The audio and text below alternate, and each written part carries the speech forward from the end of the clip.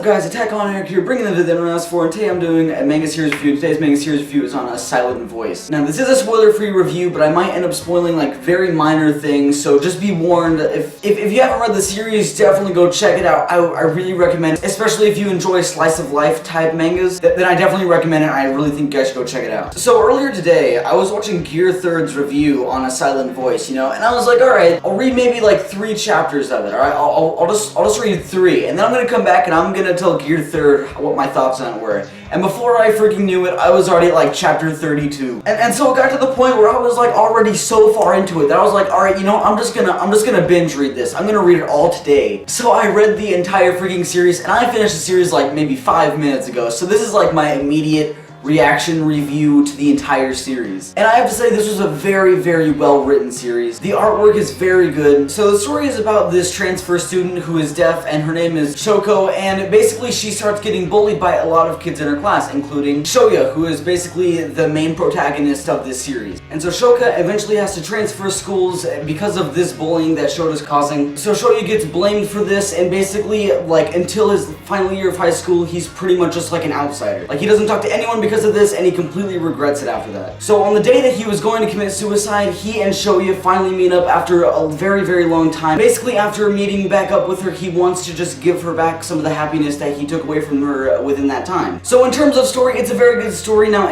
like, the last few chapters sort of feel like they drag on just a little bit. Like, there's just a little bit of information in there that was sort of like unneeded, but everything else, it's a very unique story. In terms of the characters are great. Like, at the end of the story, I pretty much just fell in love with every single character, except for a few. A few were pretty much still jerks. For the most part, most of them were pretty good. Now, like I said, the art was really, really well done. Overall, this was a very, very good manga series. And also, if you're gonna just start reading this, the first few chapters, you're going to completely hate our main character. He does some things that are freaking terrible. And at the end of the day, I don't know if I'd say I would forgive him, but I definitely don't hate him as much as I did in the beginning. Anyway, I think overall for this series, I'm probably gonna give it an 8 out of 10. The artwork was very good, the story was really good, but sometimes it just felt like it was dragging on a little bit, but that's really only just a minor complaint. You know, I binge read this in like a few hours, and I still haven't even started on My Hero Academia, which I've wanted to like start for 2 weeks now. I really have to start on it. Anyway guys, have you read A Silent Voice? And if you have, how'd you feel about it? Did you like it? Did you hate it? And if you haven't read A Silent Voice, will you be checking it out anytime soon? Anyway guys, that's it for this video. Please like, comment, and subscribe for more videos such as this one,